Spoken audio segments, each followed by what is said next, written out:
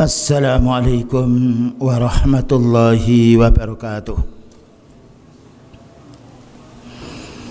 Innal hamdalillah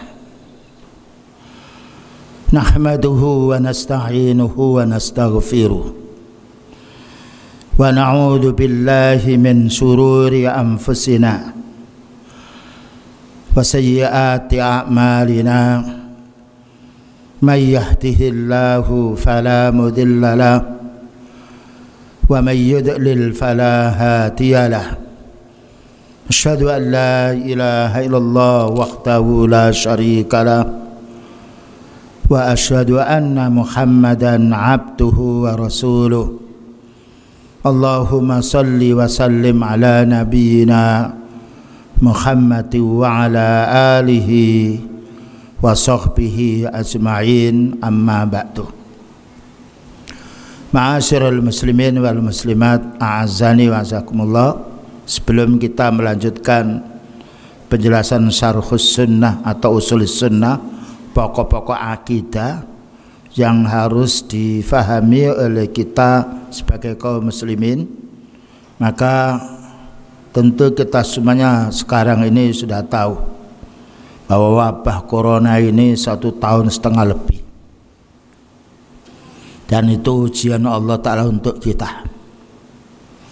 Maka tidak ada jalan yang paling utama melainkan kita mendekatkan diri kepada Allah dengan meningkatkan beribadah dan juga masuk di rumahnya Allah Subhanahu wa Ta'ala, sebagaimana penjelasan para ulama dahulu. Dan untuk pula yaitu usaha-usaha secara duniawi boleh, tetapi bagi yang terasa batuk atau tenggorokannya panas, seringlah minum air putih, karena panas itu bisa dipadamkan dengan air. Dan terutama saya sering berbicara ini kering dan dibuat untuk menelan sakit. Ternyata subhanallah, dengan sering kepanasan ini kita batuk, kita kasih minum, batuk kita masuk minum, alhamdulillah, yaitu meringankan. Dan tidak mengapa kita banyak kencing, karena banyak kencing itu sehat badan kita. Jangan takut karena sering kencing, karena sering kencing itu bagus dan juga bisa membangun kita malam hari. Kata orang jangan banyak minum malam hari, nanti kencing malam hari tidak mengapa. Barangkali dengan itu kita bisa sholat, merupakan bagian daripada yaitu kebaikan kita. Kan Allah berfirman, wa anzalna minas samai ma'am mubarakah. Kami turunkan air ini untuk mengandung kebaikan yang banyak. Nah, dan Allah Ta'ala menjadikan air itu hayyun, hidup. Nah, ya, ini telah saya praktekkan sendiri dengan sering minum, karena air putih itu akan membersihkan usus-usus kita dan juga mengurangi kekentalan dari yaitu darah kita. Dan kalau bisa tidak mengapa waktu batuk yaitu dengan air yang hangat. Itu antum praktekkan dengan dikasih madu, bagus. Dan juga jauhi hal-hal yang sifatnya jadi alergi kita, terutama pada waktu batuk. Hindari makanan yang bergetah dan juga gorengan-gorengan. Sementara kita bukan mengharamkan, tetapi kita mengurangi atau menghindari sementara untuk kesembuhan kita. Dan karena kalau sekarang kan sedikit ini, maka kita harus mohon pada Allah Ta'ala dan berikhtiar secara syar'i. Dan ini adalah hal yang sangat kita butuhkan. Baik, kita lanjutkan pembahasan sekarang. Al-Qur'anu kalamullah laisa bimakhluqin. Quran itu bicaranya Allah, bukan makhluk. Nah, ya. Kalau saya bicara, saya makhluk. Bicara saya makhluk karena saya makhluk. Namun Al-Quran yang kita baca itu bicaranya Allah. Makanya paling mudah kita fahami dan paling mudah kita hafal. Dan dikatakan laisa bi makhlukin, bukan makhluk. Karena banyak orang mengatakan Al-Quran makhluk. Dan banyak pula khatib yang Al-Quran itu makhluk, keliru, salah.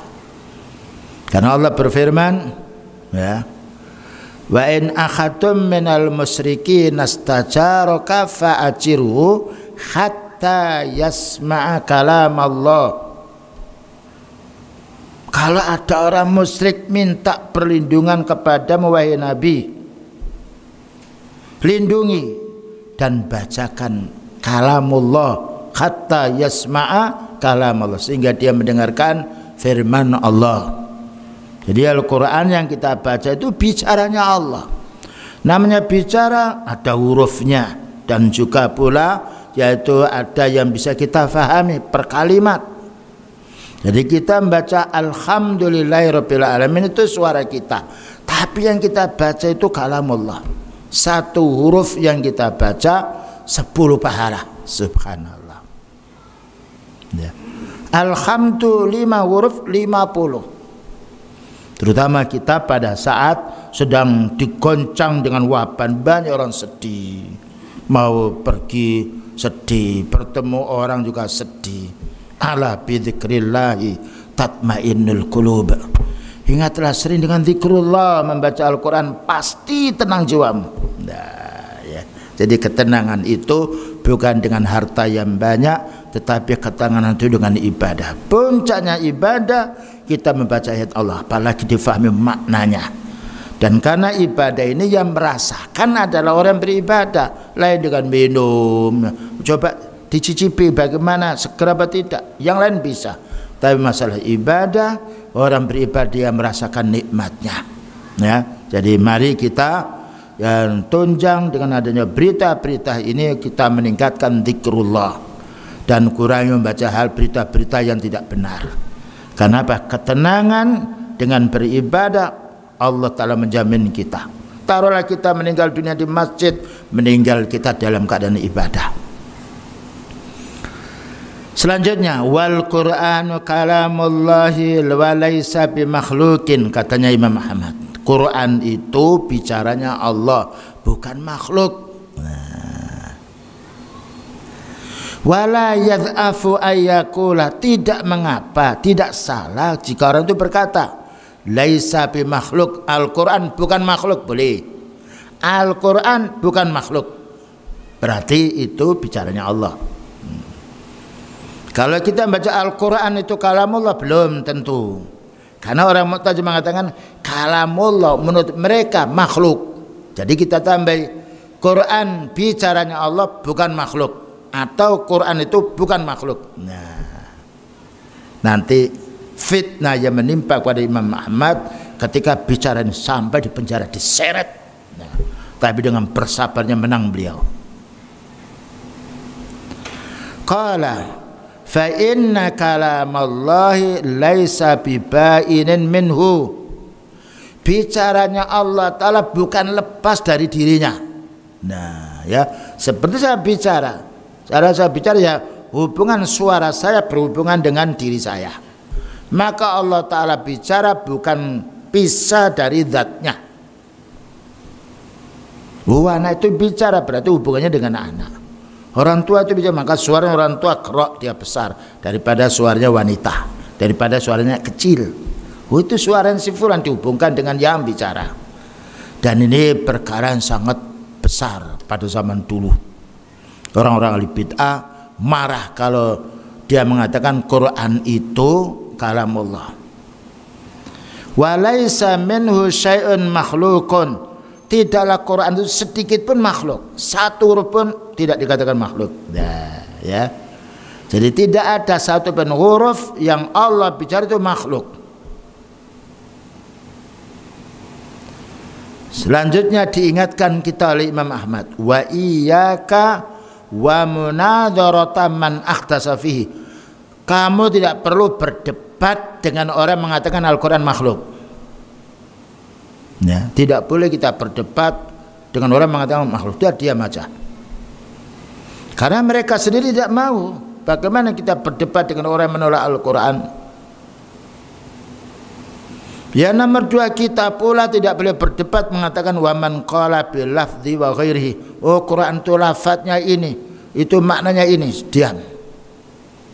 Karena mereka ingin memancing kita. Ulama sunnah memanfaatkan waktunya, memanfaatkan pula ilmunya. Tidak sembarang bicara dengan orang awam, apalagi orang mendebat. Yang nomor 3, waman waqafa fihi. Kalau ada yang mengatakan, saya tidak mengatakan Quran itu makhluk, saya tidak mengatakan Quran itu kalamullah, kita enggak membantah. Katakan Quran kalamullah bukan makhluk, selesai. Diajak debat jangan. Kita tidak boleh menyia-nyiakan waktu. Bayangkan antum istighfar 10 kali pahalanya mesti. Nah, belum tentu berdebat dengan mereka lalu kita menjadi lunak. Mereka belum tentu menerima. Karena manusia punya hawa nafsu. Dan juga pula jangan kita yaitu layani kalau dia mengatakan la adri makhlukun aw laisa bi makhlukin. Saya tidak tahu ya Quran ini makhluk apa bukan makhluk. Itu kan menunjukkan ragu-ragu. Katakan Al-Quran kalamullah bukan makhluk, selesai, tinggal. Nah, ya. Karena orang punya ilmu tidak perlu meladeni orang yang membantah ilmu. Wa inna ma huwa kalamullah, itu bicaranya Allah Ta'ala. Ya. Dia kalau mengatakan orang ahli bid'ah mengatakan Quran kalamullah itu enggak benar. Karena mereka maksud kalamullah itu makhluk. Yang benar kalamullah bukan makhluk. Itu bicaranya Allah bukan makhluk. Ini yang benar. Atau kita katakan Al-Quran bukan makhluk. Jadi dua. Kita katakan Al-Quran bicaranya Allah bukan makhluk. Satu. Atau Al-Quran itu bukan makhluk. Benar kita. Yang lain tidak boleh kita pakai. Maka orang mengatakan masih meragukan fahada sahibu bid'ah, itu orang ahli bid'ah. Mempermasalahkan Quran ini makhluk apa tidak, ini kalamullah apa tidak, itu orang ahli bid'ah yang ingin membuat kita resah. Mislaman qala huwa makhlukun, seperti orang mengatakan ya khatib mengatakan Quran itu makhluk, itu adalah orang ahli bid'ah, tidak tahu dalil dan termasuk kena virusnya ahli kalam. Wa innama kalamullahi laisa bimakhlukin, tapi yang benar Quran bicara Allah bukan makhluk. Atau kita katakan Quran bukan makhluk. Ini ringkasan dari perkataan Imam Ahmad rahimahullah ta'ala. Lalu disarah oleh Syekh Rabi bin Hadi al-Madkhali, orang-orang betul yang sikoh terhadap din dan juga bersikeras terhadap orang ahli bid'ah. Wa hadhil qadhiyatu kama ta'rifuna qadhiyatan khatiran jiddan. Pembahasan ini sangat bahaya di kalangan orang ahli bid'ah. Karena apabila Quran dikatakan makhluk, dilemparkan di mana saja boleh, diletakkan di bawah boleh, dibuat di sampah boleh, karena itu makhluk. Nah, oleh karena itu kita harus memuliakan. Walaupun itu mushaf, letakkan di saku kita, jangan diletakkan di bawah. Makanya beliau melarang jangan membawa Quran di negara kafir. Lihat di YouTube yang lainnya, maka disobek Quran kata makhluk, disobek, dibakar. Kalau kita pergi negara kafir tidak boleh membaca Al-Quran, tapi kita hafal. Adapun di HP boleh, tapi kalau kita buang air jangan ditampakkan, itu untuk hanya menyimpan. Qamat 'alaiha mikhnatun 'aziman li ahli sunnah wal jamaah. Ya, Quran menjadi ujian yang berat untuk orang ahli sunnah, karena orang ahli bid'ah jumlahnya lebih banyak, mayoritas. Ahli sunnah bisa dihitung. Wa ala ra'sihim al-Imam Ahmad, terutama Imam Ahmad kena uji berat ketika mengatakan Al-Quran kalamullah, dibantah, mau dikeruyuk oleh orang Mu'tazilah dan juga orang-orang Qadariyah, Jahmiyah. Nah, ketika orang-orang Mu'tazilah membantah imam tidak mampu, mereka pergi ke pemimpin. Itu tangkepan orang tua itu. Ya, dia tidak mau mengatakan Al-Quran itu makhluk. Waqa'a fiha asijnu, di penjara beliau itu. Loh, Imam Ahmad di penjara bukan mencuri, bukan berjudi, bukan melanggar hukum. Karena apa? Gara-gara tidak mengatakan Al-Quran makhluk. Subhanallah.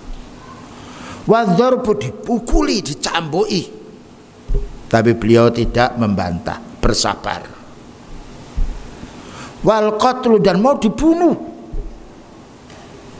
Bayangkan, tidak mengatakan Al-Quran makhluk, begitu orang dahulu.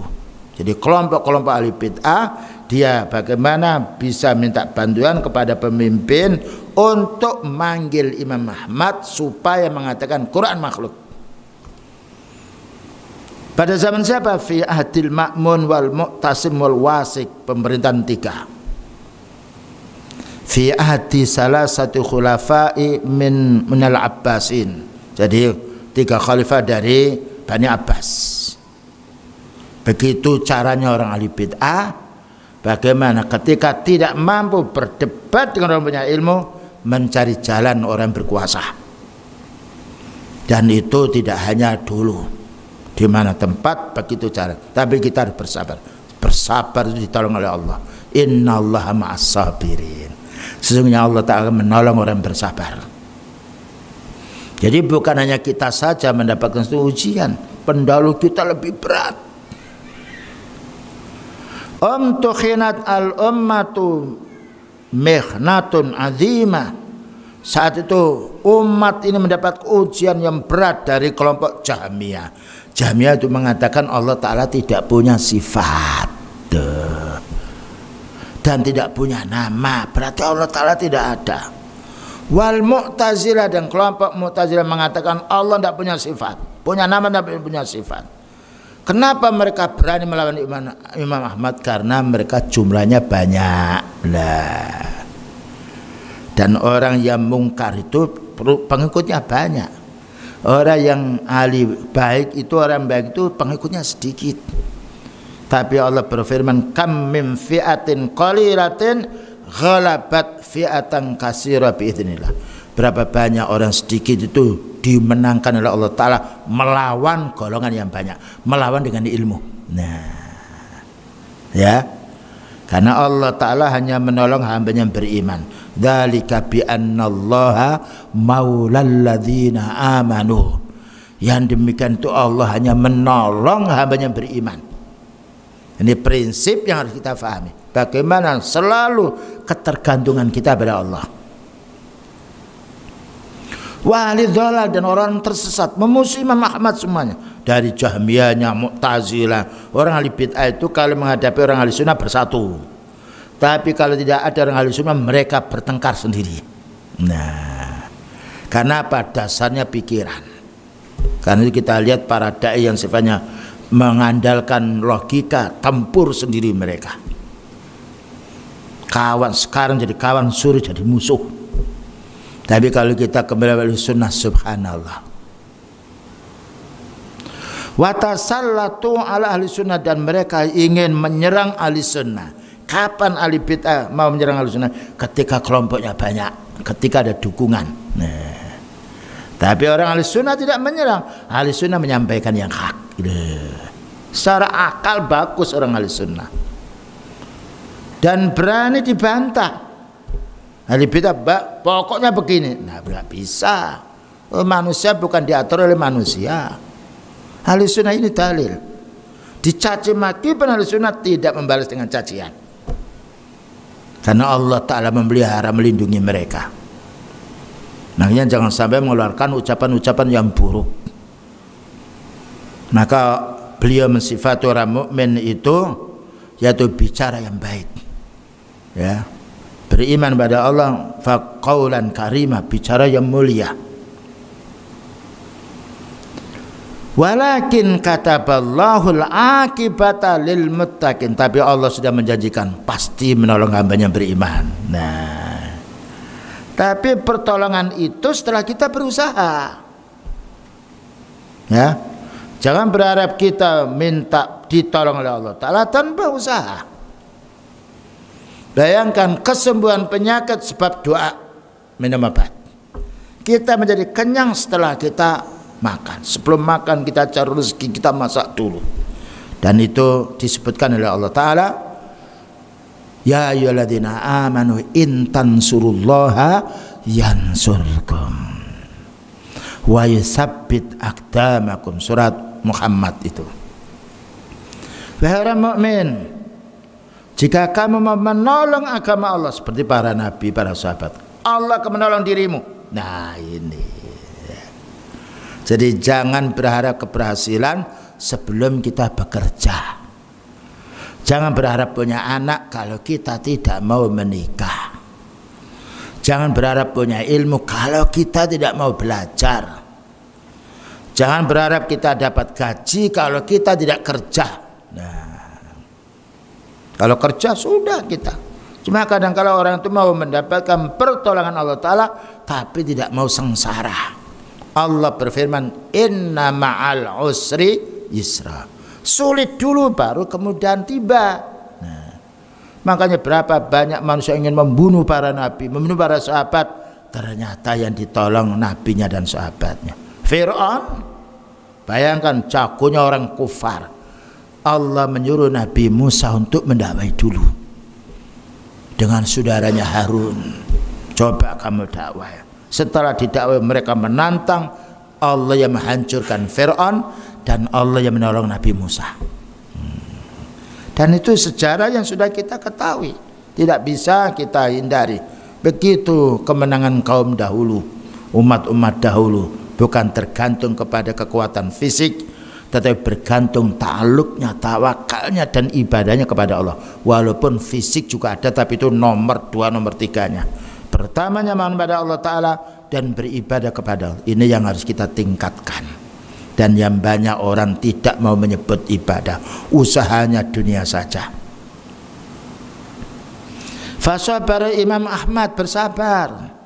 Wasabara, dan juga menjadi orang bersabar. Watahammala dzarba, dan dia bersabar ketika dipukuli oleh yaitu Khalifah Ma'mun, Wasid, dicambui dia. Wasisna, dan ketika di penjara.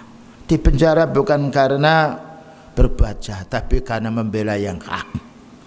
Wal mata'ibah, dan kecapean sadida yang sangat, allati la tutiku al jibal, yang mana tidak bisa dipikul oleh gunung. Nah, ya, ini istiqomahnya orang berbuat sunnah. Sebentar mengalami kesulitan, kelanggengan selamanya mendapatkan kemenangan.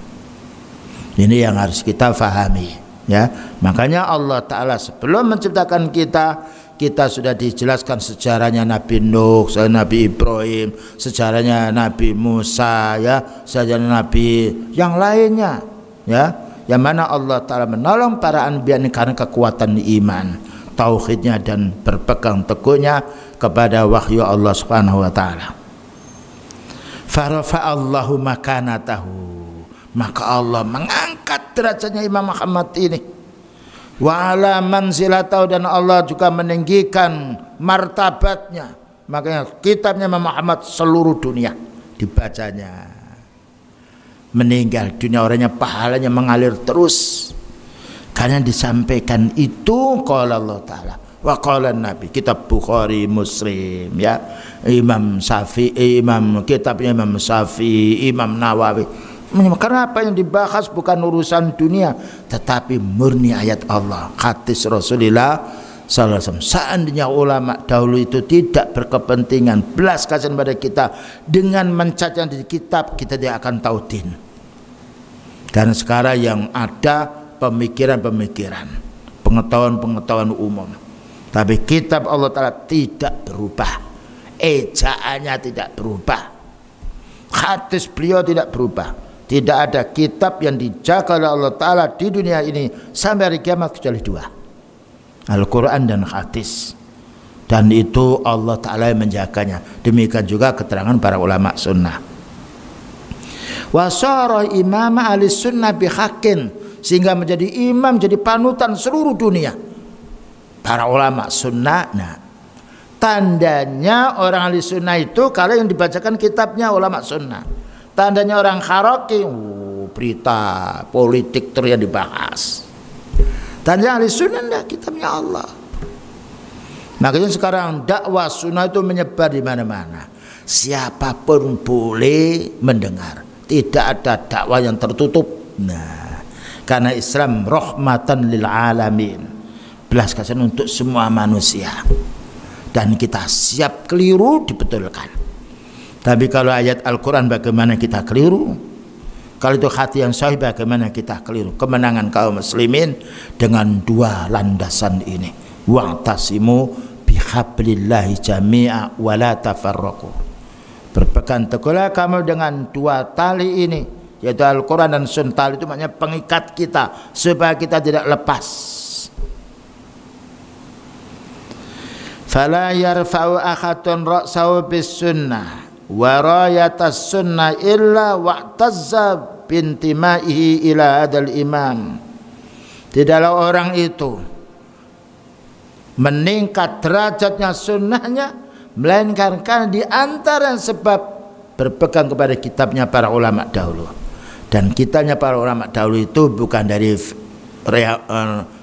pengalaman, bukan, dan bukan dari rasul, bukan, yang diambil qala Allah Ta'ala wa qala Nabi. Sehingga kalau ada ulama yang lain yang membaca seperti itu sefaham. Wa azal Islam, dan Allah Ta'ala mengagungkan Islam bi Abi Bakrin. Nah, Abi Bakar ini ya 2 tahun menjadi khalifah. Orang murtad habis semuanya 2 tahun. Karena apa? Yang didakwakan qala Allah Ta'ala wa qala Nabi, dan tidak ada satu pun yang bisa membantah ayat Allah. Jangankan kita, orang Arab itu sudah sastranya bahasa Arab. Dan Allah memilih Nabi Muhammad SAW dari orang awam, bukan ahli sastra. Sudah kan? Ketika Allah Ta'ala menurunkan wahyu kepada beliau, tidak ada satu pun ahli sastra ini yang bisa membantah beliau. Bagaimana dengan orang kita sekarang? Ini kunci kekuatan kaum muslimin. Selalu dibaca ayat Allah, difahami dan didakwakan kepada umat.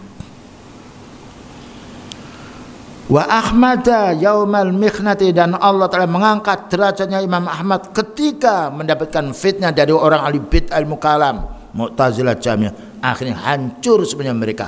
Kemenangan pada Imam Ahmad dan pengikutnya, walaupun jumlahnya sedikit. Dan ketika Imam Ahmad dipenjara, dipukuli, anak buahnya, santrinya ini tidak terima. Wahai Imam, bagaimana aku akan berontak? Jangan, subhanallah. Padahal sudah tahu itu dianiaya. Jadi bukan mendemo pemimpinnya, bukan. Justru bersabar. Innallaha ma'as sabirin. Allah akan menolong bersabar. Ternyata ketika Imam Ahmad berdebat, ya, membantah kelompok Mu'tazilah, kelompok Jahmiyah, disaksikan oleh 3 khalifah ini, Al-Ma'mun, ya, kemudian juga Al-Wasiq, Al-Mu'tasim, tidak bisa membantah. Kelompok Jahmiyah, Mu'tazilah tidak bisa membantah. Setelah itu apa? Suruh pulang orang tua itu, maknanya Imam Ahmad.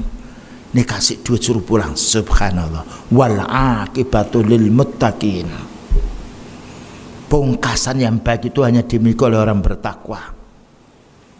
Jadi tidak dihukum walaupun sebelumnya dipukuli, yang bersabar sebentar, dan itu menjadi pelajaran pemimpin.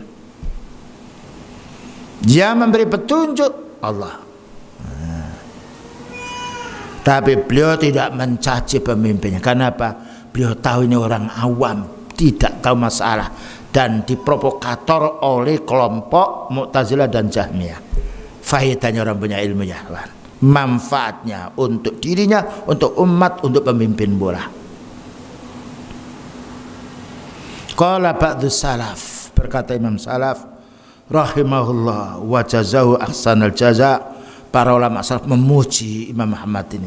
Semoga Allah Ta'ala merahmati di alam kuburnya, di alam surganya, dan semoga mendapatkan imbalan yang banyak. Kenapa? Warisan kitabnya dimanfaatkan oleh kaum muslimin ahli sunnah seluruh dunia. Selanjutnya, fal Qur'anu was sunnatu yadullani ala annal Qur'ana kalamullah. Al-Quran dan hadis menjelaskan bahwa Quran itu bicaranya Allah. Takallama bihi subhanahu wa ta'ala, Allah yang bicara. Lalu malaikat yang mendengarnya, dan malaikat menyampaikan kepada Rasulullah SAW. Rasulullah SAW menyampaikan kepada para sahabatnya. Para sahabat mengajarkan kepada tabi'in. Para tabi'in mengajarkan tabi'in. Para tabi'in mengajarkan kepada ahli hadis. Ahli hadis mengajarkan kepada kita semuanya. Berturutan, tidak ada revisi dan tidak ada kalimat yang berubah. Inilah perbendaharaan yang harus kita syukuri dari Allah Ta'ala. Kita punya peraturan yang tidak pernah berubah ejaan bacaannya atau hurufnya. Auha ila Jibril. Nah, cuma Al-Quran ini diwahyukan kepada malaikat Jibril. Maknanya malaikat Jibril mendapatkan yaitu bacaan dari Allah Ta'ala. Wa Jibrilu ballaghahu ila Muhammadin sallallahu alaihi wasallam. Lah malaikat Jibril ini yang mengajarkan kepada Nabi sallallahu alaihi wasallam, seperti dalam kitab Bukhari pertama, kitab Bad'ul Wahyi, dia di kitab Bukhari, bab permulaan wahyu. Surat yang pertama yang turun surat Al-Alaq, Iqra bismi rabbikal ladzi khalaq. Nah, ketika turun ayat ini, maka malaikat Jibril menyuruh Rasulullah SAW membaca. Coba baca wahai Muhammad. Jawabnya, ma'ana biqari, saya tidak bisa membaca wahai malaikat Jibril. Iqra, diulangi 2 kali. Ma'ana biqari, saya ini bukan ahli pembaca. Dan memang betul, dari mana beliau memang ummi, tidak tahu baca, tidak tahu huruf. Tapi ada faedahnya. Allah Ta'ala mengutus utusannya dari nol. Bukan orang ahli sastra, bukan ahli bahasa, bahkan tidak bisa membaca, tapi dengan belajar. Wa 'allamaka ma lam ta'lam, Allah berfirman, Allah akan mengajari kamu sesuatu yang kamu tidak ketahui. Dan dari situlah orang kafir Quraisy tahu, oh, ini bukan sihir ini. Nah, wa ma huwa biqauli sahir, wa ma huwa biqauli sa'ir, bukan ahli syair. Kenapa? Dia tahu bahwa beliau bukan mempelajari syair tidak, dan beliau bukan tukang sihir. Makanya ketika mereka orang kafir mengatakan, oh itu perkataan syair, wa ma huwa biqauli syair qalilan ma tu'min, sedikit orang beriman. Ketika mengatakan itu sihir, wa ma huwa biqauli sahirin qalilan ma tadzakar, itu bukan sihir. Kalau sihir bisa ditiru. Nah, ya. Makanya sahabat Umar bin Khattab masuk Islamnya itu karena mendengarkan ayat Allah, padahal musuh utama. Nah, seandainya orang ahli bid'ah itu dia mau datang taklim, menanya, kalau tidak tahu selamat mereka. Tapi kalau Al-Quran petunjuk, mereka lari. Bagaimana dia bisa mendapatkan petunjuk? Ibaratkan orang lapar, orang haus, dikasih minum, dilihat saja atau disuruh pergi, atau orang itu menjauh dari air, gimana dia akan merasa segar tenggorokannya? Nah, kita pun mendapatkan petunjuk ini sebab apa? Belajar. Fadzakir, Allah Ta'ala berfirman, ingatkan. Fa inna dzikra tanfa'ul mu'minin, karena peringatan itu akan bermanfaat untuk orang mukmin. Nah, fadzakir inna fa'atiz dzikra, yang penting kamu dakwakanlah, karena dakwah akan bermanfaat. Sayadzakkaru may yakhsha, akan mengambil peringatan itu untuk orang yang takut hatinya. Nah, ternyata apa yang disampaikan Allah Ta'ala itu tidak meleset dari kenyataan. Ketika kita berdakwah sunnah, mesti ada orang datang. Nah, apalagi sekarang ada internet, tidak bisa dibendung dakwah sunnah ini. Tidak boleh di masjid, pakai streaming. Sekarang ada TV. Dan baru untuk TV itu sekarang modal 20 juta kita bisa mendirikan TV sendiri. Al-Furqan ya kemarin sudah mulai merintis 20 juta aja. Ya. Dan itu maslahnya seluruh dunia. Ya, kita kalau taklim itu dari Hong Kong itu ikut. Ustaz tolong dikabari. Pakai HP. Uang 25.000 cukup, kita tidak perlu pergi ke sana. Dan bisa bertanya lewat Zoom juga bisa. Subhanallah, manfaatkan produknya orang kufar ini untuk kepentingan din. Allah berfirman, wa makaru wa makarallah. Mereka ingin menipu orang Islam, menghancurkan lewat internet. Allah memberi petunjuk para ulama sunnah untuk mengisi di internet itu dengan dakwah. Karena itu sudah janji Allah, huwallazi khalaqakum faminkum kafirun wa minkum mu'min. Allah yang menciptakan manusia, ada yang kufur, ada yang mukmin. Yang kafir mendakwai supaya orang murtad, orang mukmin mendakwai supaya mereka masuk Islam. Makanya sekarang berapa banyak negara orang barat ya masuk Islam dengan dakwah, bukan dengan paksaan, bukan dengan dicambuk, yang dengan berdakwah. Karena petunjuk datangnya dari Allah, dan petunjuk itu datang sebab mendengarkan. Selanjutnya, wallahu yatakallamu mata syaa wa idza syaa. Allah itu bicara kapan saja dan apa ketika Allah mendaki bicara. Jadi tidak putus. Karena bicara itu sifatnya orang bicara. Seperti saya. Bicara saya tidak akan lepas dari diri saya. Kalau saya betul nggak meninggal dunia, sudah lepas. Allah tidak meninggal dunia. Wa tawakkal 'alal hayyil ladzi la yamut. Bertawakallah kamu kepada Allah Ta'ala, zat yang hidup yang tidak akan mati. Nah, ini terasa sakit, kita minum sebentar.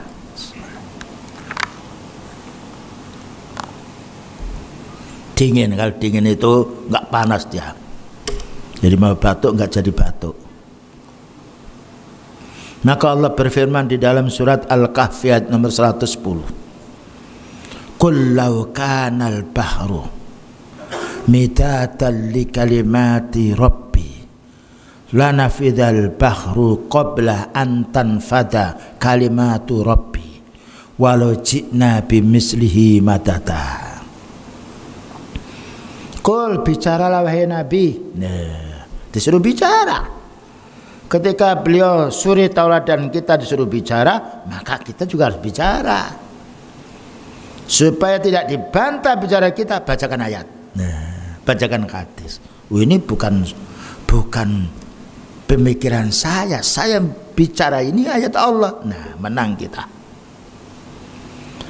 Lau kanal bahru, seandainya lautan, laut itu luas, lebih luas daripada daratan. Midatan itu tinta. Seandainya laut ini, bayangkan tinta itu. Li kalimati rabbi, untuk menulis kalam Allah, bicaranya Allah Ta'ala, lanafidal bahru qabla an tanfada kalimatu rabbi, akan habis tinta laut itu sebelum habis bicaranya Allah. Nah, ya, ini menunjukkan Allah Ta'ala punya sifat bicara. Tapi ini ditolak oleh Jahmiyah, ditolak oleh Mu'tazilah, ditolak pula oleh kelompok Asy'ariyah. Padahal tiga ini paling banyak di dunia, termasuk di Indonesia.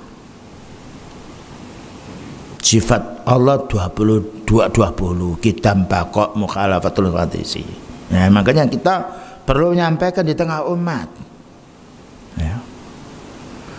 Walau ji'na bimislihi madada, seandainya kami datangkan laut lagi 2 atau 3 kalinya, di laut itu habis tintanya untuk menulis kalamullah, tetapi belum habis bicaranya Allah. Karena Allah Ta'ala tidak meninggal dunia.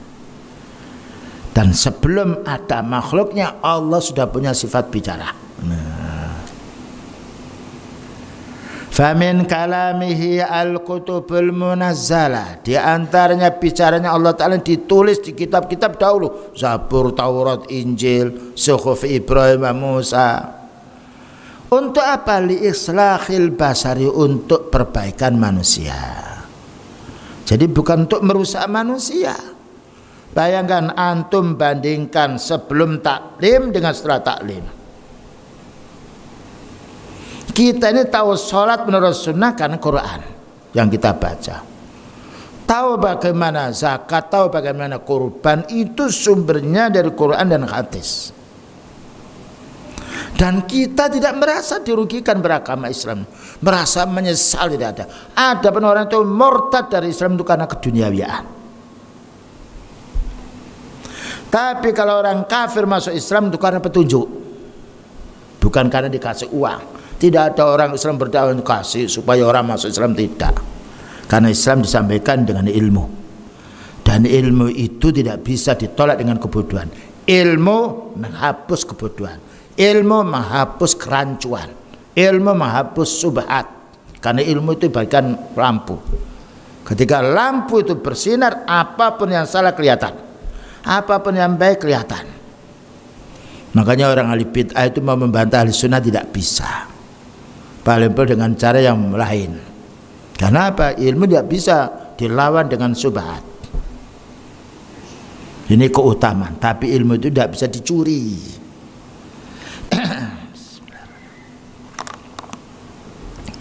Nah, ini manfaatnya ilmu. Wali hidayatim, dan untuk memberi petunjuk. Nah, Allah berfirman, ya, syahrul Ramadan alladzi unzila fil Qur'an hudal linnas. Bulan Ramadan diturunkan Quran untuk memberi petunjuk manusia secara umum, bukan hanya orang Islam saja. Baik, kita dengarkan adzan dulu karena waktunya Isya. Nah, baik, kita lanjutkan. Jadi Quran ini kegunaannya, manfaatnya pertama li salahil basar, untuk memperbaiki manusia. Memperbaiki apa? Akhlaknya. Bayangkan bangsa Arab sebelum Allah Ta'ala mengutus Nabi Muhammad SAW, sebelum diturunkan Al-Quran, hancur. Demikian juga orang itu mencuri, berzina, mabuk, membunuh orang, mengurangi timbangan karena hawa nafsu.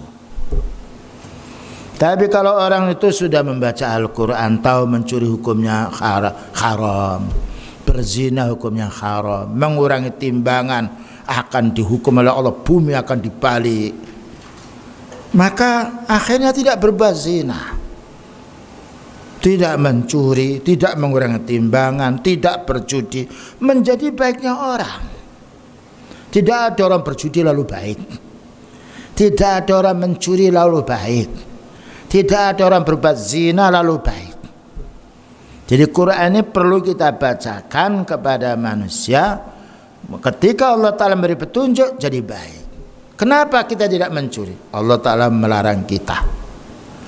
Kenapa tidak boleh berzina? Allah Ta'ala melarang kita. Menjadi baik kita.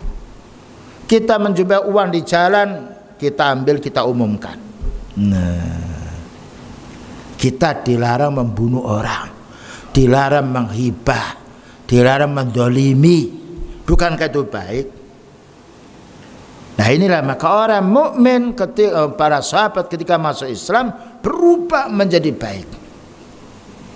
Kebaikan mereka bukan karena harta banyak, bukan karena fisiknya yang kuat, tapi kebaikan manusia tergantung dengan ilmu Al-Quran yang ia amalkan. Yang nomor dua, wali hidayatihim. Quran ini sebagai petunjuk, bukan penyesat. Itu tadi ayatnya tadi, hudal linnas. Maknanya semua manusia harus kita bacakan ayat, bukan kita cerita dongeng dari orang tua-tua kita, tidak. Bacakan ayat. Fadzakir bil Qur'ani may yakhafu wa'id. Ingatkan dengan Al-Quran sampai orang-orang yang punya kedudukan yang lain bacakan. Kita hanya membacakan kok. Ternyata setelah dibacakan asalnya pengaruhnya kuat. Yang nomor tiga, li'inqadhihim minadh-dhalal, untuk menghindarkan kita dari kesesatan. Ya, ini faedahnya Quran. Kalau kita ibaratkan manusia sudah punya lampu matanya sehat, ya, ada pencuri pun ketahuan, tulisan yang salah ketahuan, ada suatu najis kita tahu, lampu. Nah, ilmu itu melebihi daripada terangnya lampu. Karena terangnya lampu harus didukung dengan apa? Mata melihat. Kalau orang itu buta, tidak bisa melihat lampu, tapi dia punya ilmu, menjadi lebih bagus. Nah, ya. Dan ilmu itu tidak ada rusaknya, tidak ada bengkel, perlu memperbaiki ilmu. Beda masalah urusan dunia. Jadi untuk menghindari kejahatan, ya, menghindari diri kita berbuat zalim pada anak istri, tidak berbuat zalim pada tetangga, itu sebab ilmu din, yang itu sumbernya Al-Quran dan Sunnah. Dan itu kita ini menuntut ilmu din masih sedikit, tapi bisa antum merasakan. Bayangkan kalau seperti para sahabat, subhanallah. Ya. Kemudian juga wal ghayatil hakimah allati la ya'lamuha illa huwa subhanahu wa ta'ala, hikmah yang cukup besar yang kita peroleh hanya Allah Ta'ala yang maha tahu besarnya hikmah ini. Hikmah itu manfaat yang banyak. Makanya orang yang selalu membaca Al-Quran, difahami maknanya, kenikmatan tidak bisa ditanding dengan orang yang memiliki apapun. Ketenangan jiwa terjamin, keikhlasannya beribadah, menjadi orang tawadhu, tidak sombong, menjadi orang bersabar, menjadi orang yang qanaah, nerima pandum dari Allah. Ini faidah yang kita pelajari dari Al-Quran ketika kita terapkan dalam kehidupan. Tidak ada ilmu yang bisa menanding. Makanya orang ahli bid'ah tidak bisa melawan ahli sunnah. Tidak mau bertatap muka. Ayo. Karena apa? Ahli sunnah menang dia. Menang dari sisi ilmu. Makanya sebarkan, ya. Walaupun mereka menolak, siapa tahu sekarang menolak, besok ketika kita meninggal dunia dia menerima. Bayangkan berapa tahun Umar bin Khattab marah kepada beliau, ternyata petunjuk datang dengan sebab telinga mendengar. Berapa banyak orang yang murtad ketika beliau meninggal dunia masuk Islam. Ya. Kita dakwai mereka sekarang, walaupun mereka belum menerima, barangkali cucunya mau menerima, siapa tahu, karena petunjuk dari Allah. Allah Ta'ala yang membolak-balikkan hati. Jangan juga berikutnya, hadza min rahmatihi, inilah rahmatnya Al-Quran, wa min hikmatihi wa min muqtada rububiyatihi, dan di antara yang menjadi yaitu keputusan kekuasaannya Allah Ta'ala, ayyuhiya ila rusuli, setiap utusan diberi wahyu untuk membina umatnya. Dan wahyu itu tidak habis, bertambah disampaikan, bertambah kuat daya ingatan kita. Lain dengan orang punya duit, dibagi-bagikan tinggal sedikit, tapi orang mukmin mendapatkan banyak. Tapi ilmu dibagikan bertambah. Makanya orang suka menyampaikan ilmu, ya. Jadi ketika ditanya, di sini disimpannya. Kalau dunia tidak mungkin kita punya benda kita bawa ke sana kemari, yang kita bawa sedikit. Rumah kita tinggalkan, punya mobil 5 satu yang dipakai, punya rumah 100 satu yang ditempati. Tapi ilmu kita bawa. Ada satu masalah muncul ilmu, ketika ada orang menanya dijawab. Nah, keutamaan ilmu karena Allah Ta'ala yang menjaganya. Inna nahnu nazzalna dzikra wa inna lahu lahafidun. Kami yang menurunkan Al-Quran ini, dan kami yang menjaga keutuhan Al-Quran dengan dijadikan para hambanya yang mau membaca, memahami maknanya dan mau mengamalkannya. Dan itu terbukti kaum muslimin. Allah bicara tidak pernah berselisih dari kenyataan. Wa yunazzilu ilaihimul kutub, Allah menurunkan para anbiya itu modal utamanya kitab. Litusliha biha hayatahum, untuk memperbaiki umat. Jadi memperbaiki umat itu bukan dengan dunia, bisa, tapi pertamanya dengan ilmu. Watastaqima alaiha hayatuhum, supaya istiqamah, supaya jejak, supaya lurus, tidak bengkok, supaya tidak ada orang yang membujuk dia. Nah, makanya tidak ada orang bisa membujuk ulama sunnah, kecuali kalau ulama duit gampang dibujuk. Ulama sunnah tidak bisa. Bayangkan Rasulullah SAW ketika menjadi utusan didatangi, kamu hai Muhammad minta jadi apa? Silakan. Wanita-wanita yang paling cantik silakan kamu nikahi berapa? Kamu minta tanah silakan. Dunia disampaikan. Apa jawab beliau? Seandainya matahari bulan itu kamu bisa meletakkan di sisi saya ini untuk mengikuti kamu, aku tidak mau. Karena ilmu ya kawan. Jadi ilmu itu tidak bisa ditukar dengan harta. Harta bisa habis, dicuri oleh orang. Siapa yang bisa mencuri ilmu? Dan siapa yang bisa hutang ilmu? Dan siapa yang bisa mensihir ilmu? Tidak bisa. Wa muqtadhaha lidukhulil jannah, dan menjadi sebab kita masuk surga. Karena surga ditempuh dengan amal, amal ditempuh dengan ilmu. Allah berfirman, wa tilkal jannatul lati uristumuha bima kuntum ta'malun. Surga yang sangat indah itu akan Allah Ta'ala wariskan kepada orang yang beramal. Dan makna amal itu amalan soleh. Bagaimana kita beramal soleh kalau tanpa ilmu? Bagaimana kita akan bekerja di perusahaan kita tanpa punya ijazah? Terkadang kita ini beribadah sepokoknya apa adanya. Dalam masalah urusan dunia kita pelajari bahasa Inggris, bahasa Jerman, bahasa Jepang supaya bisa menjalankan mesin-mesin. Nah, ternyata orang itu bisa nyupir, berilmu nyupir dulu. Bisa bengkel, sekolah STM dulu. Udah ya. Kita bisa beramal soleh harus belajar ilmu dulu. Bahkan belajar ilmu itu paling mudah. Kita tidak punya ijazah bisa, ya bisa. Karena Quran itu paling mudah difahami, hadis paling mudah dan menyebar di mana-mana tanpa ada tingkatannya di masjid, di TV sunnah, subhanallah. Tapi kita ini punya hawa nafsu. Ya, hawa nafsu yang membendung kita untuk mencari yang hak. Ya.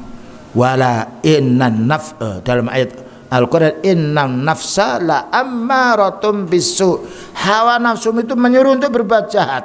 Nah, makanya Allah berfirman, wala tattabi'il hawa. Jangan kamu ikuti hawa nafsu. Fayudilluka an sabilillah. Nanti kamu akan disesatkan dari dengan hawa nafsumu itu dari jalan Allah yang benar.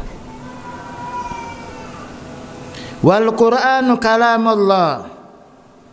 Allah Ta'ala takallama bihi subhanahu. Quran itu bicaranya Allah dan Allah Ta'ala yang bicara.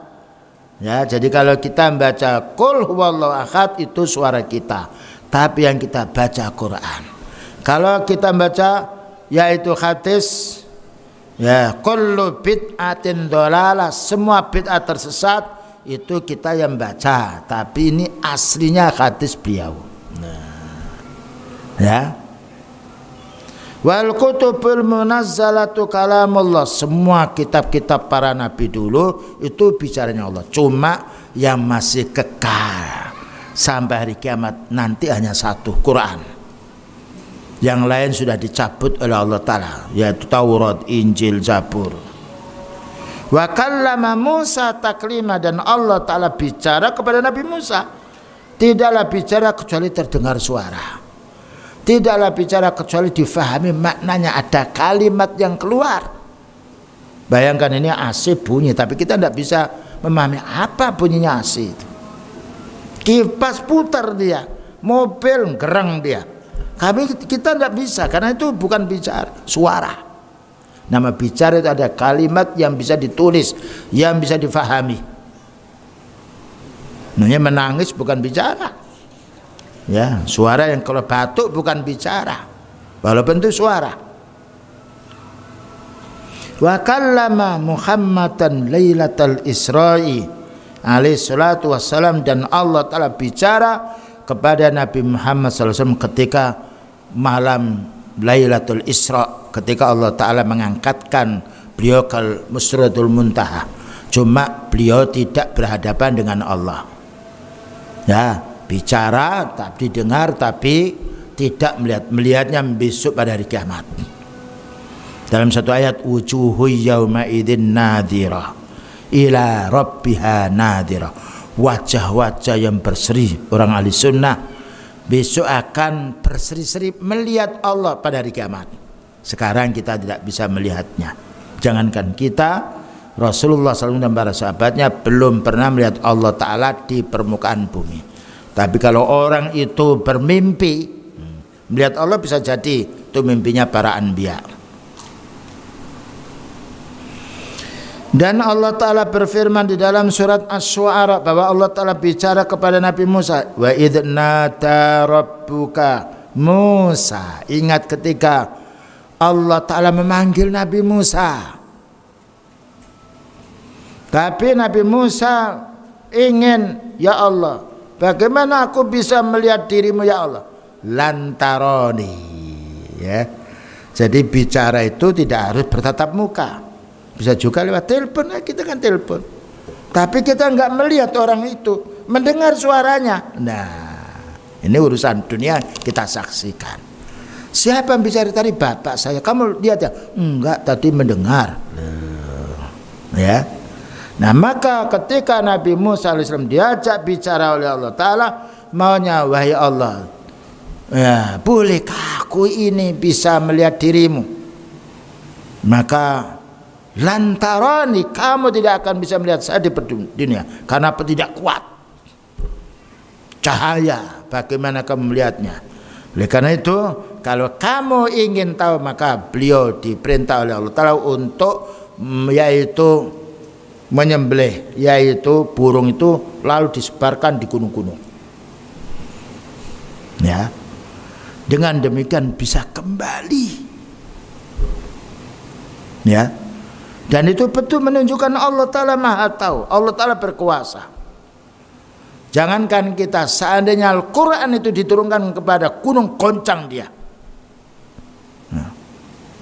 La ra'aitahu khasyi'am mutasaddi'am min khasyatillah. Seandainya Quran diturunkan pada gunung, goncang gunung itu karena takutnya kepada Allah. Padahal kita ini kadang-kala dibacakan ayat, ada orang yang membenci, keliru, kalah kita dengan gunung. Dibacakan ayat malah tidak boleh. Kenapa? Tidak ada gunung yang kafir. Semuanya gunung itu beribadah kepada Allah. Tapi orang ada yang kafir. Apa katanya Allah Ta'ala? Wa qala alladzina kafaru la tasma'u li hadzal Qur'an. Katanya orang kafir, jangan kamu dengarkan Quran itu. Itu dalam surat Fussilat. Jadi kalau ada orang melarang orang taklim, itu sudah jelas ayatnya surat Fussilat. Lembaran kedua itu. Wa qala alladzina kafaru la tasma'u li hadzal Qur'an. Tapi kalau orang mukmin, wa idza tuliyat alaihim ayatuhu zadatuhum imana. Ya. Surat Al-Anfal itu. Orang mukmin itu kalau dibacakan ayat Allah bertambah imannya. Orang kafir lain.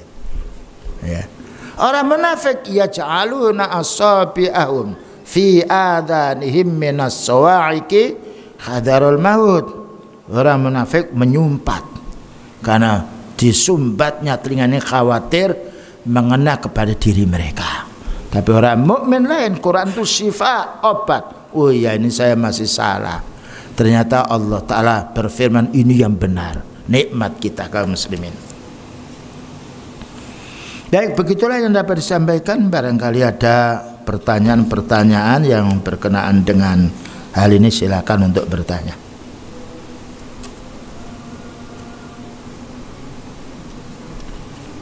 Ya,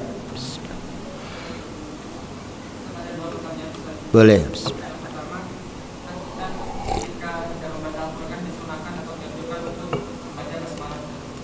Ta'awud dulu.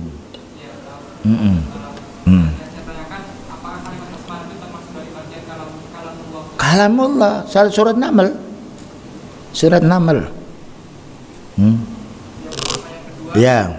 Yang kedua, di dalam Al-Quran dan terjemahan bahasa Indonesia biasanya disebutkan beberapa beberapa kata ganti Allah itu disebutkan dengan kata kami. Kan Allah itu kan apa? Tunggal dengan jamak. Iya, betul. Jadi kami itu maknanya bicara, mengajak yang lain. Sorry kami, saya di sini kami. Karena ini ada banyak. Kami mewakili. Boleh kan? Kami mewakili jamaah, kami atas nama keluarga. Kami. Padahal kami itu satu. Kami atas nama keluarga menyampaikan jazakumullah khair atas sambutannya.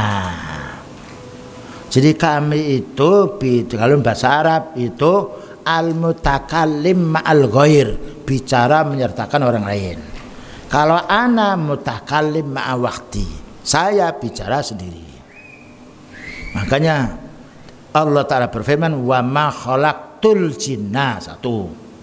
Saya tidaklah menciptakan jin dan manusia kecuali untuk ibadah padaku, itu satu. Inna nahnu nazzalna dzikra. Kami menurunkan Al-Quran. Jadi kami itu bukan berjumlah. Bicara mengajak yang lain untuk mengajak hambanya untuk diajak bicara. Dan itu menurut bahasa Indonesia pun tidak bertentangan. Kami atas nama, padahal satu.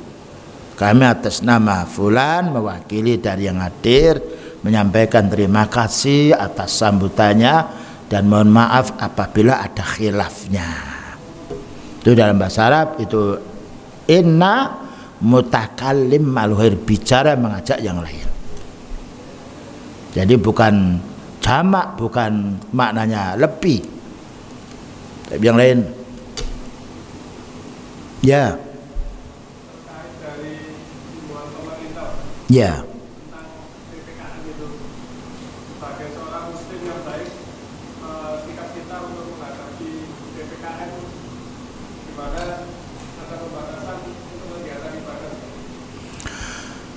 Beliau bersabda dalam satu hadis, as-sam'u wat ta'atu fi ma ahabba wa kariha ma lam yu'mar bi maksiatin. Kita wajib mendengarkan dan mentaati yang kita merasa senang atau merasa terbenci dengan syarat kita tidak diperintahkan maksiat. Itu kan ikhtiar mereka kan.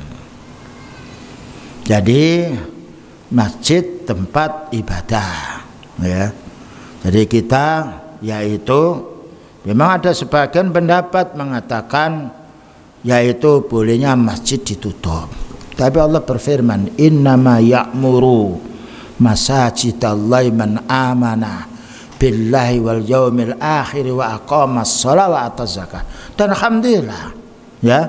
Dan juga kita doakan. Kita berdoa kebaikan untuk kita, kebaikan untuk masyarakat kaum muslim, kebaikan pula untuk pemimpin-pemimpin kita. Jadi yaitu hal-hal yang sifatnya mubah, maka kita bisa seperti pakai masker. Cuma maaf saya ini kalau pakai masker yaitu sesak nafas, jantung saya lemah. Jadi benar suatu saat ya kalau bicara ini bisa terus nggak kuat. Hanya ketika ada saya sampaikan dan pernah juga saya tes, Pak, ini hasil saya denyutan jantung saya. Jadi menyampaikan udzur dengan bagus dan kita maklumi ya, kita juga menghargai apa yang disampaikan oleh pemerintah karena itu diantara usaha-usaha yaitu syarat duniawi. Tapi jangan lupa usaha yang pokok lebih daripada itu permohonan itu kepada Allah. Meningkatkan amal ibadah, meningkatkan amal ibadah, yaitu sangat penting sekali karena yang menciptakan penyakit dan yang mengangkat penyakit adalah Allah. Walaupun toh kita juga harus memperhatikan protokol kesehatan dari istiad-istiad pemimpin kita, kita hormati pula, namun lebih daripada itu jangan lupa meningkatkan ibadah karena ibadah menjadi sebab keselamatan orang.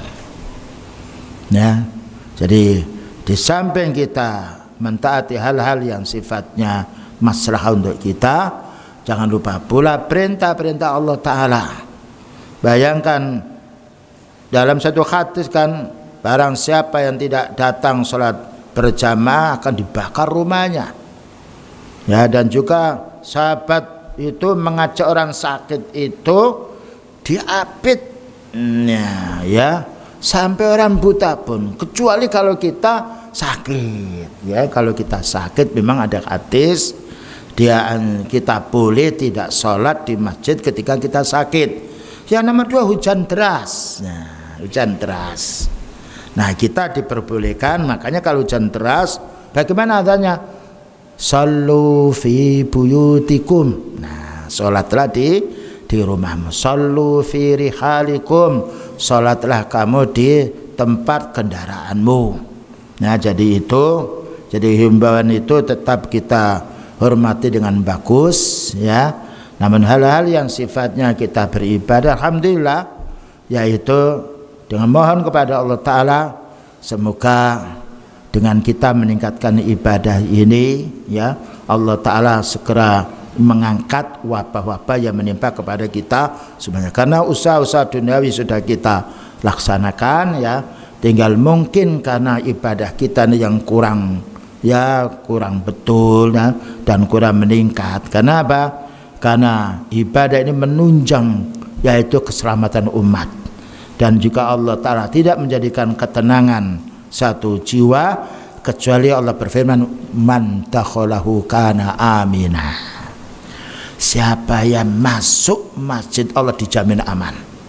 Nah, itu surat apa? Siapa barangkali ada yang punya HP, ya, bisa ambil dulu.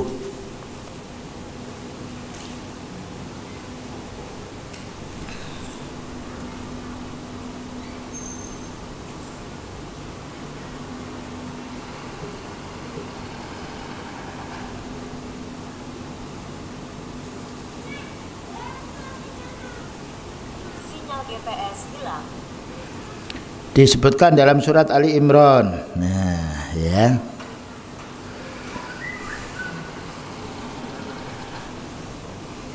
Ayat nomor 97. Nah. Wa man takhalahu kana amina. Siapa yang masuk masjid dijamin aman. Ini ayat Allah. Baik. Jadi adapun kita meninggal di mana saja, kalau Allah Ta'ala sudah memutuskan kita meninggal, ya meninggal. Cuma kita memang harus berikhtiar. Makanya tadawau, berobatlah. Cuma berobat yang paling bagus doa. Ad-du'a'u wal ibadah. Subhanallah. Ibnul Qayyim itu sakit, berobat ke sana enggak sembuh, berdoa, baca Quran dan minum air putih, sembuh. Saya Albani sakit, obat kesan diminum, ternyata dengan berdoa pada Allah, baca Quran, air putih sembuh. Dan itu saya praktekkan sendiri. Saat 3 hari kemarin itu sesak nafas, batuk, menelan sakit, bismillah, Quran kita baca, air kita minum ketika sedang berbaring menelan sakit, air madu, air terus 3 hari sembuh. Jangan lupa minum air putih yang banyak. Karena apa? Allah menjadikan air sebab hidup. Makanya orang sakit itu kalau diimpus dengan air. Apalagi air sekarang itu sudah jernih. Kalau bisa, kalau pas batuk, air hangat. Antum merasakan ini, nanti seger. Batuk itu karena panas, dia luka, geseran. Dia kata dokter THT, saya hubungan terus di Sulawesi Barat. Alhamdulillah kita punya teman dokter salaf itu, subhanallah. Dan Ustaz, tolong ini dicoba 3 hari, kalau tidak sembuh kita cari obat lagi. Alhamdulillah minum. Ketika kita minum kasih obat, belum saya sampai minum, bangun minum lagi, hilang. Ini karena banyak bicara agak sakit, tapi nanti kasih minum istirahat nggak apa-apa. Ya, jadi itu silahkan berobat, ya. Namun jangan lupa, karena obat itu bukan penyembuh, itu hanya wasilah. Allah menyembuhkan. Jangan lupa membaca bismillah ketika minum obat. Dan juga minum air putih ini bagus sekali. Mau batuk, ketika mau serak minum lagi, serak minum lagi. kencing banyak nggak apa-apa, karena air itu pencuci perut, pencuci usus. Banyak kencing senang. Nah, kita beritahu sedikit, wah kamu kurang minum, apalagi diabetes itu kental, takin minum banyak. Kencing nggak apa-apa, kencing ternyata sehat. Jadi orang itu dengan walaupun kita tidak makan, minum saja bisa hidup, karena Allah menjadikan air itu hayyun, hidup. Nah, air itu mengandung mineral yang banyak sekali dan lebih murah. Keracunan tidak ada, bersih. Nah, wallah alam. Yang lain?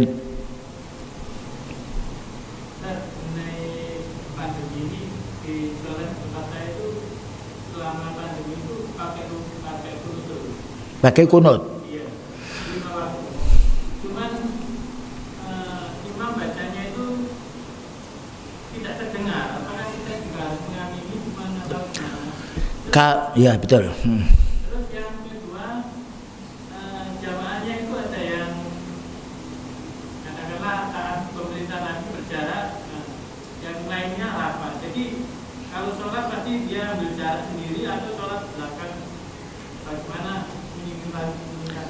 Beliau menjelaskan sawu sufufakum tarasu khadu bainal mankib wal mankib. Luruskan saf, rapat, dan rapatkan pundakmu dengan pundak saudaramu. Itu syar'inya. Kecuali kalau kita dipaksakan, kalau tidak sampai dikepuk, nah mungkin ya. Tapi insya Allah, alhamdulillah kita masih dapat kelonggaran. Dan alhamdulillah kita rapat juga tidak apa-apa. Kalau waktunya sakit ya sakit. Nah coba itu ya kita menurut sunnah. Jadi kita rapat, lurus ya, di mana-mana tempat ya gitu. Ya dan rapat gitu. Kecuali kalau kita tidak punya hak ya mengatur, itu namanya mudhtar. Kita di sholat imamnya jangan rapat. Ya. Sedangkan kita sendiri yaitu tidak bisa, kalau tidak diusir atau yang lainnya, maka namanya mudhtar. Tapi ada imam yang sifatnya longgar. Ketika rapat, ketika tidak rapat, saya mengimami sawu rapat, alhamdulillah mau rapat. Kalau tidak mau ya kita sudah memerintah. Fattaqullaha mastata'tum. Bertakwalah kepada Allah Ta'ala menurut kemampuan. Ya kalau kita sebagai imam upayakan untuk merapatkan. Ketika sudah rapat mereka tidak mau, kita sudah menyampaikannya. Wallahu a'lam bishawab. Cukup. Oh masalah kunut, tidak ada. Kunut itu harus ada dari pemerintah, dari majelis ulama. Sesuai Fauzan Hafizahullah Ta'ala, bolehkah kita mengadakan kunut? Kalau kunut ini ada dari pemerintah menganjurkan, terutama dari bidang agamanya, maka kita melaksanakan kunut. Kita tidak kunut sendiri-sendiri. Dan paling bagus seperti wabah ini kita berdoa, karena doa itu tidak ada aturan harus berjamaah. Masing-masing, terutama malam hari bangun, dikabulkan doa kita. Dan hindari maksiat, karena musibah itu sebabnya maksiat. Ma asaba min musibatin fabima kasabat aidikum, itu surat Zukhruf. Tidaklah musibah itu menimpa melainkan sebab dosa kita. Ya, oleh karena disuruhnya kita istighfar, banyak meningkatkan amal-amal yang soleh, banyak bersedekah. Ya, jadi musibah itu, wabah itu sebab dosanya manusia. Dengan bukti tidak ada hewan yang kena corona. Tidak ada orang gila. Orang gila itu tidak seperti itu. Bukan berarti kita menjadi orang gila, tidak. Karena sebab dosa. Bayangkan orang gila itu tidurnya bukan di rumah, minumnya bukan air ini, di sampah diambili dia, makam-makam bekas, tapi perutnya nggak sakit. Kalau kita sakit, karena kita sehat akal kita. Subhanallah. Baik, begitulah kaum muslimin yang dapat kita dengarkan bersama ya. Jadi himbauan dari pemerintah ya, mari kita sambut dengan bagus dan kita tunjang dengan berdoa kita pada Allah. Amal soleh, berdakwah ya, dan ramaikan pula yaitu taklim. Insya Allah itu yang menjadi sebab keselamatan kita. Wassallallahu alaihi Muhammadin wa ala alihi wasallam. Subhanakallahumma bihamdika Asyhadu an la ilaha illa anta astaghfiruka wa atubu ilaik. Walhamdulillahirabbil alamin. Wassalamualaikum warahmatullahi wabarakatuh.